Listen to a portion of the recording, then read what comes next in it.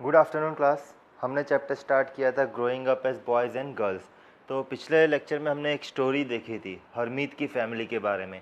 किस तरीके से हरमीत की जो मदर है जसप्रीत, वो एक दिन के लिए स्ट्राइक पे चली जाती है और तब जाके पूरी फैमिली को पता चलता है कि घर के भी कितने सारे इंपॉर्टेंट वर्क्स होते हैं जो उनकी मदर किया करती थी। ओके, सो वैल्यूइंग हाउस वर्क, ये हमारा आज का टॉपिक है। ओके, कि हाउस वर्क की वैल्यू को कंसिडर क्यों नहीं किया जाता। बहुत सारे लोग जो है बिल्कुल कंसिडर नहीं करते हैं कि घर पे जो औरतें हैं वो घर का काम करती है।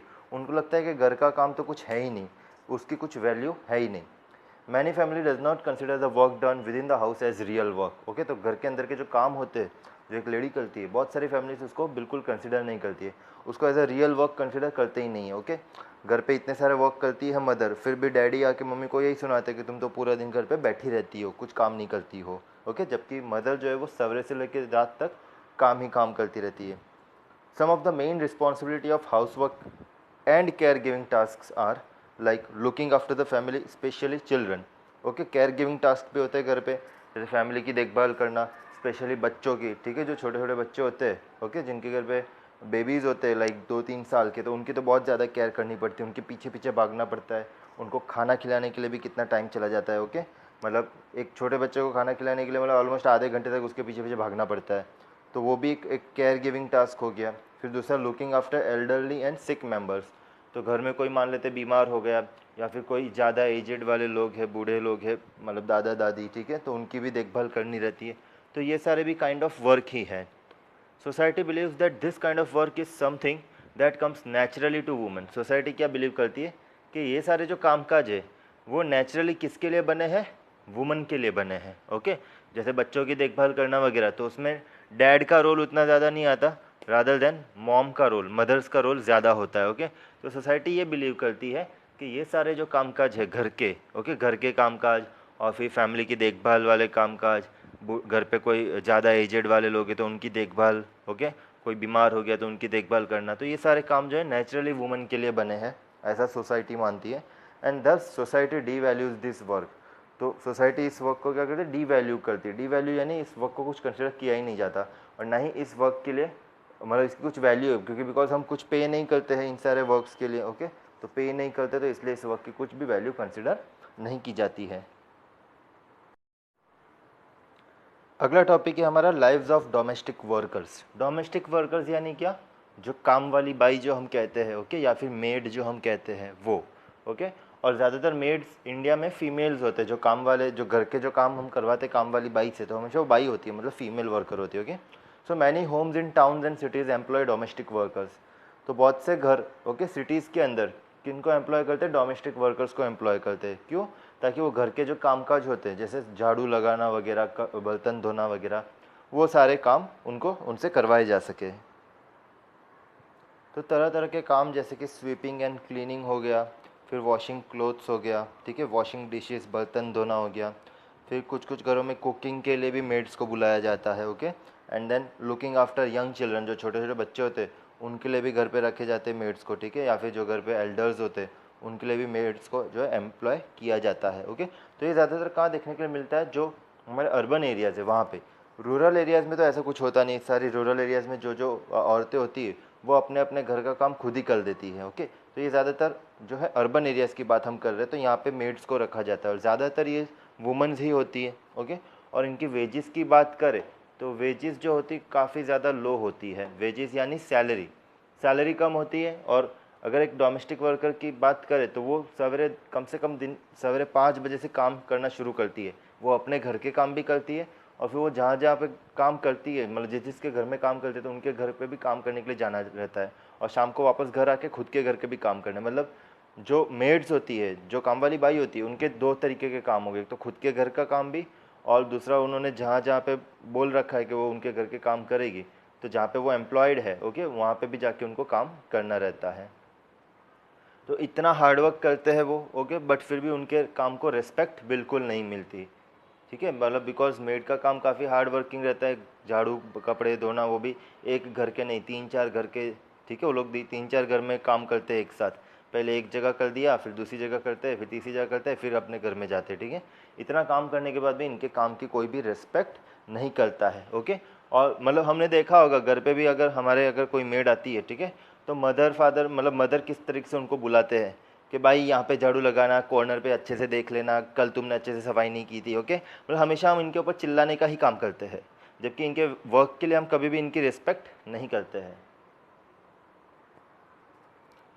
तो despite of their hard work there employees do not show them much respect, बिल्कुल रिस्पेक्ट नहीं दिखाते हैं, ओके। घर पे अगर हमारी काम वाली बाई अगर काम करती है, तो जो एम्प्लॉयर्स होते हैं यानी जो लोग काम वाली बाई को काम पे रखते हैं, वो लोग उनको बिल्कुल रिस्पेक्ट नहीं दिखाते। हम यहाँ पे एक छोटी सी स्टोरी देखेंगे बच्चों, story of Melanie, a domestic worker in Delhi. तो वो अपनी स्टोरी शेयर कर रही है। वो बता रही कि उसकी जो फर्स्ट जॉब लगी थी वो कहाँ पे थी, एक रिच फैमिली के साथ लगी थी, ठीक है। एक बहुत ही रिच फैमिली थी। कहाँ रहती थी, 3 माले की बिल्डिंग में रहती थी। They lived in three-storied building, three-storied house. So Mem Sahib was strange. She would shout to get any work done. तो यहाँ पे मेलानी अपने शेयर कर रही है कि उसकी जो मेम साहब थी, उसकी जो मालकिन थी, ठीक है, वो थोड़ी स्ट्रेंज थी, अजीब थी। क्योंकि कोई भी काम करवाना रहता था तो वो हमेशा चिल्ला के बोलती थी कि मेलानी इधर आ, जल्दी से बर्तन धो दे, ए मेलानी इधर आ, झाड़ू लगा दे, यहाँ पे देख कचरा पड़ा है। तो इस तरीके से चिल्ला चिल्ला के बोलती थी उसकी जो मेम साहिब थी, ओके। तो मेलानी यहाँ पे शेयर कर रही है हमारे साथ कि उसकी memsahib, she was strange, she would shout to get any work done, my work was in the kitchen. Melani का काम कहाँ पे था, किचन में था। बिसाइड्स मेलानी, वहाँ पे और 2 गर्ल्स को एम्प्लॉय किया गया था जो कि क्या काम करती थी, क्लीनिंग वर्क करती थी। फिर और बताती है हमें मेलानी अपने बारे में कि our day would begin eight 5। हम सवेरे सवेरे 5 बजे हमारा काम शुरू हो जाता था, ठीक है। और ब्रेकफास्ट में हमको क्या मिलता था, a cup of T and 2 dry rotis. देखो सूखी रोटी देते थे रात की। कैसी खतरनाक मेम साहब थी, बिल्कुल भी दया नहीं थी मेलानी के ऊपर। ऐसे भला कोई करता है क्या, ओके। तो ब्रेकफास्ट में 1 कप ऑफ टी मिलता था और 2 ड्राई रोटी।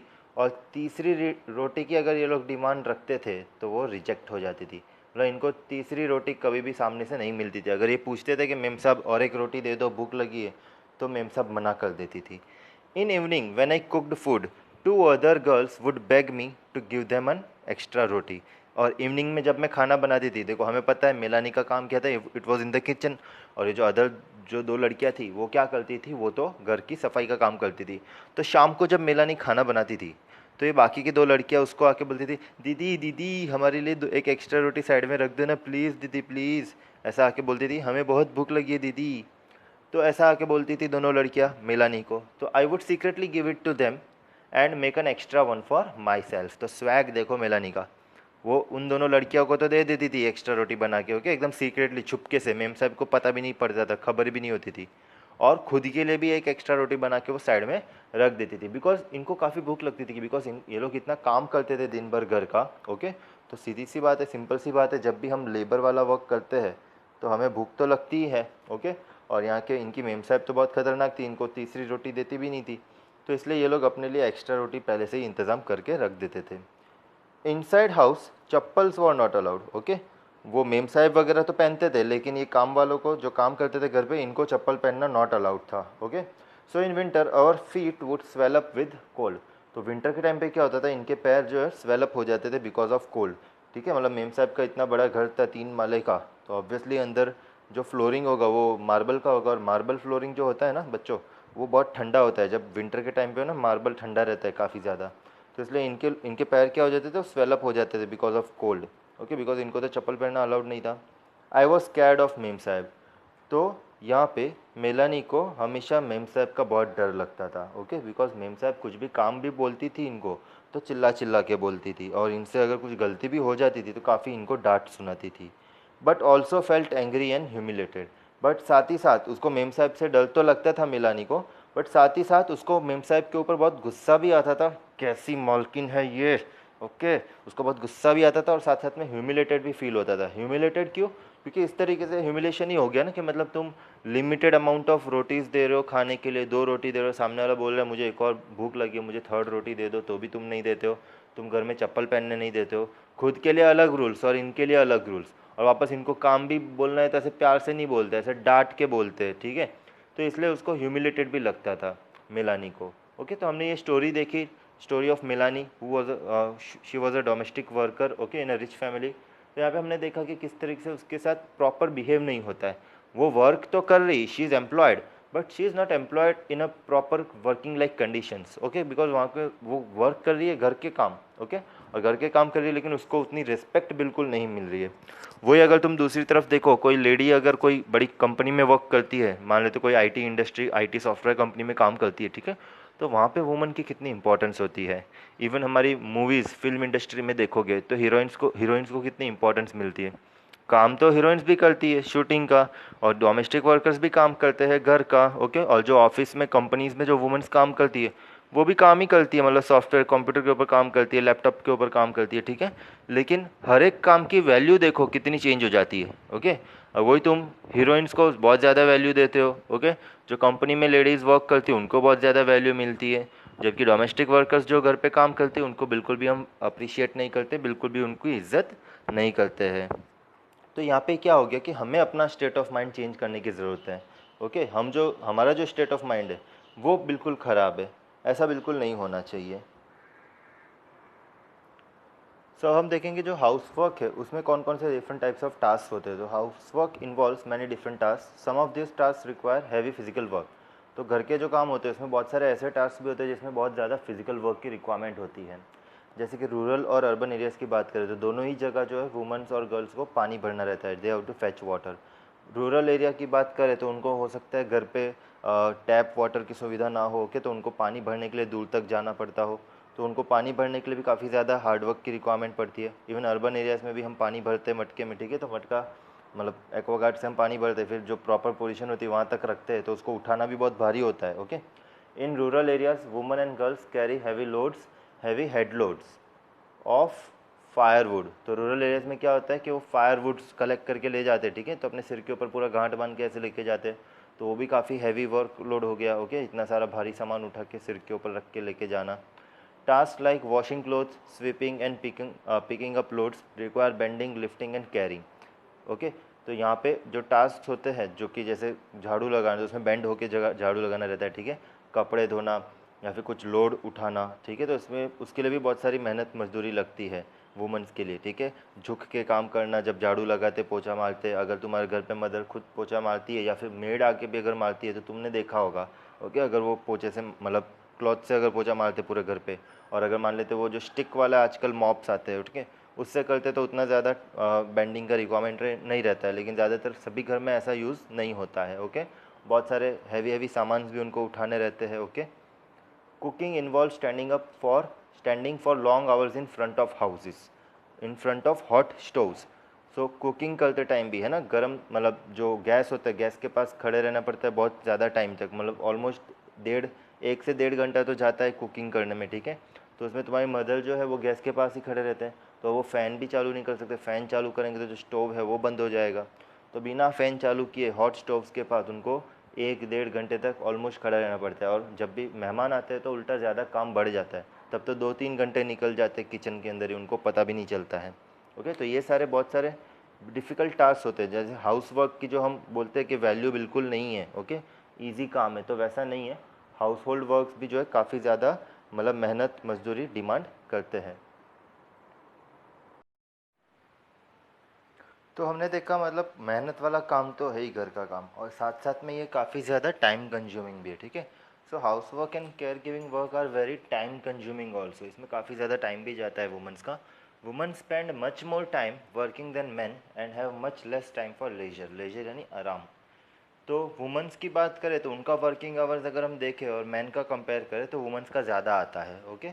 एक सेंट्रल स्टैटिस्टिकल ऑर्गेनाइजेशन करके जिन्होंने 2 स्टेट्स का डेटा स्टडी किया था, उसमें उन्होंने ये निकाला कि वुमेंस के टोटल वर्किंग आवर्स कितने हैं पर वीक और मैन के कितने हैं। तो उसमें भी हम जब कंपैरिजन करते हैं तो हमें यही देखने के लिए मिलता है कि वुमेन का वर्किंग आवर्स ज़्यादा है कंपेयर टू मैन, और उनको काफ़ी कम टाइम मिलता है आराम करने के लिए।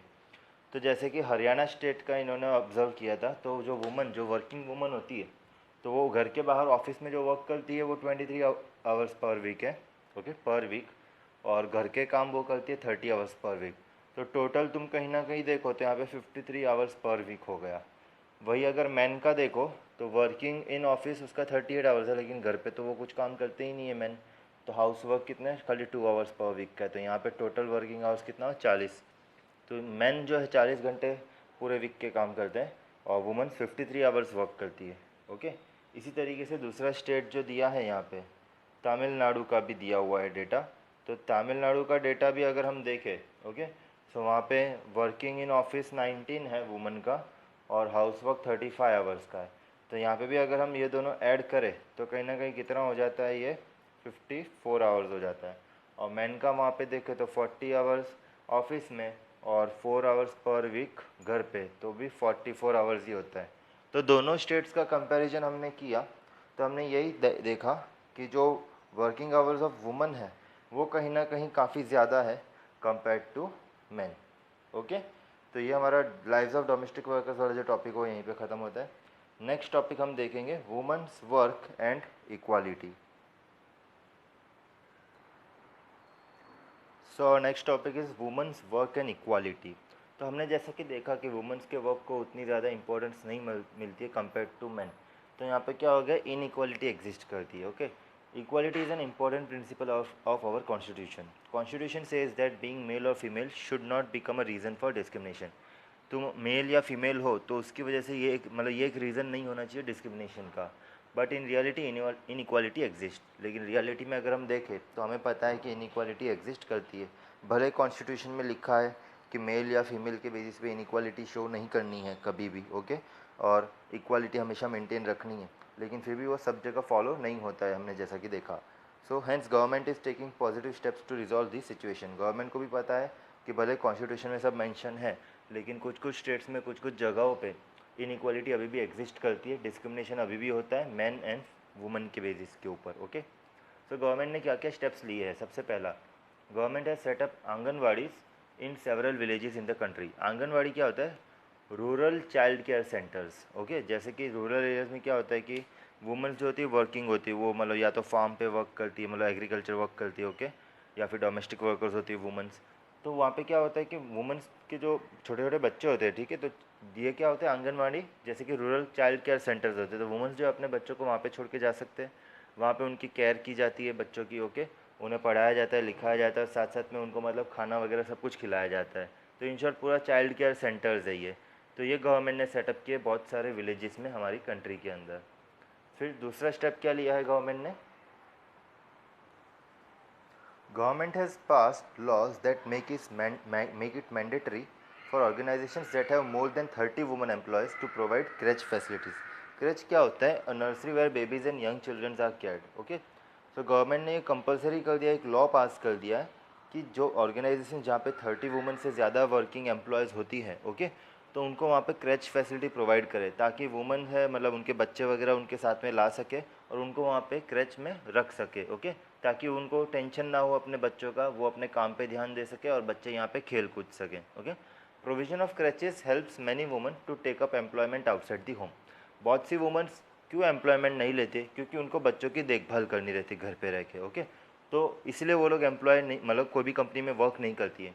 तो अगर कंपनी क्रच फैसिलिटी प्रोवाइड करे तो वुमेन्स के लिए अपॉर्चुनिटीज़ बढ़ जाएगी, वो घर के बाहर भी काम करने लगेगी। ओके, वो बड़ी बड़ी कंपनीज़ में एम्प्लॉयमेंट्स लेगी और वहाँ पे अपने बच्चों का टेंशन उनको नहीं रहेगा, क्योंकि उनके बच्चे वहाँ क्रैचेस फैसिलिटीज़ जो रहती है, नर्सरी की फैसिलिटी जो रहती है, काइंड ऑफ किंडरगार्टन, ठीक है, तो वहाँ पे बच्चे खेलेंगे कूदेंगे और वुमेन्स जो है अपना अपना काम करेगी। क्लियर। ये देखो, ये एक आंगनबाड़ी का पिक्चर है स्टूडेंट्स, ठीक है। देखो गांव में मतलब एक छोटा सा रूम बना दिया जाता है, वहीं पे सारे बच्चों को इकट्ठा किया जाता है और वहाँ पे उनको मतलब पढ़ाया लिखाया खाना वाना खिलाया जाता है, सब कुछ करवाया जाता है। ये देखो एक और है आंगनबाड़ी का, यहाँ लिखा है आंगनबाड़ी पाठशाला, ठीक है, जेपी कॉलोनी। तो मतलब इतना कुछ हाई फाई भी नहीं रहता जैसे हम सोचते हैं कि भाई बहुत अच्छी खासी फैसिलिटीज रहेगी। तो आंगनबाड़ी अगर हम देखें तो एक बड़ा सा हॉल या छोटा सा रूम रहता है, वहाँ पे गांव के सभी बच्चों को बुलाया जाता है, वहाँ थोड़ा बहुत पढ़ाया लिखाया जाता है, उनको खाना भरपेट खाना वगैरह सब खिलाया जाता है। और दूसरी तरफ ये बात करें हम क्रेचिस फैसिलिटी, जो कि वर्किंग वुमेन्स के जो बच्चे होते हैं उनको मिलती है कंपनीज के अंदर। ओके, तो कंपनी के अंदर भी एक अलग से रूम रिजर्व कर देते हैं क्रेचिस की तरफ, ठीक है। वहाँ पे बच्चे जो भी वर्किंग एम्प्लॉयज होते हैं, वुमेन वर्किंग एम्प्लॉयज, उनके बच्चे वहाँ पे आके मतलब बैठते हैं, खेलते हैं, कूदते हैं, खाना वगैरह खाते हैं, पढ़ाई लिखाई थोड़ा बहुत करते हैं। ओके, तो इस तरह से क्रेचिस फैसिलिटी होती है कंपनीज के अंदर। ये देखो, ये मस्त पिक्चर मिला मुझे। इसमें देखो एक ही वुमन इतने सारे काम कर रही है। देखो तरह तरह के काम क्या क्या कर रही है। ये मॉप है उसके हाथ में, ठीक है, वाइपर है, फिर ये वैक्यूम क्लीनर है, फिर ये एक और झाड़ू है, साथ में बकेट है। ओके, बकेट उसको उठानी पड़ रही है। एक बेबी भी है उसके हाथ में, बेबी को भी संभालना, कपड़े सुखाना, फिर ऑफिस का वर्क अगर कुछ हो तो वो करना। ओके, देन यहाँ पे खाना पका रही है, बिल्स देख रही है, प्रेस कर रही है। कितने सारे काम एक ही वुमन करती है। और हम बोलते हैं कि घर पे वुमन कुछ भी काम नहीं करती। जो हम नहीं बोलते, मतलब जो कुछ कुछ मेन ऐसा समझते हैं। ओके, यहाँ पे भी देखो डिफरेंट डिफरेंट वर्क्स जो वुमन पूरे दिन में घर के अंदर करती है। ओके, एक तो कपड़े प्रेस, साफ सफाई, कपड़े धोना, ठीक है, पेड़ को मतलब घर पे अगर पॉट्स वगैरह है, उस गमले में पानी वगैरह डालना, किसी का बर्थडे आ रहा है, बर्थडे केक बनाना, सेलिब्रेट करना, सेलिब्रेशन के लिए सारी तैयारी करना, इतने सारे काम होते हैं। ये एक पोस्टर हमारी टेक्स्ट बुक में दिया है सबसे एंड में। This poster was created by women's group in Bengal. Can you write an interesting slogan for the poster? तो हमें क्या करना है, इस पोस्टर के लिए स्लोगन लिखना है। ओके, तो तुम सभी को एक एक स्लोगन या दो दो स्लोगन इस पोस्टर के रिलेटेड तुम लोगों को लिखना है। मुझे व्हाट्सएप करने हैं। जैसे ही तुम्हारा ये वीडियो देखना हो जाए, ओके, तो मुझे व्हाट्सएप करो इस पिक्चर के रिलेटेड स्लोगन। ओके, हेडिंग ऐसे दे देना, the slogan of women's group. Okay, फिर उसके नीचे तुम अपना अपना स्लोगन जो है लिख के जरूर सेंड करना। ठीक है, मतलब क्या स्लोगन बन सकता है? मेरे को तो यहाँ पे एक वर्ड आ रहा है दिमाग में, त्रिदेवी, या फिर मल्टीटास्किंग वुमन, ऐसे कुछ टाइप के स्लोगन्स। ओके, तुमको अपने अपने हिसाब से लिखना है और मुझे सेंड करना है। ओके, और ये हमारा चैप्टर जो है यहाँ पे ओवर हो गया।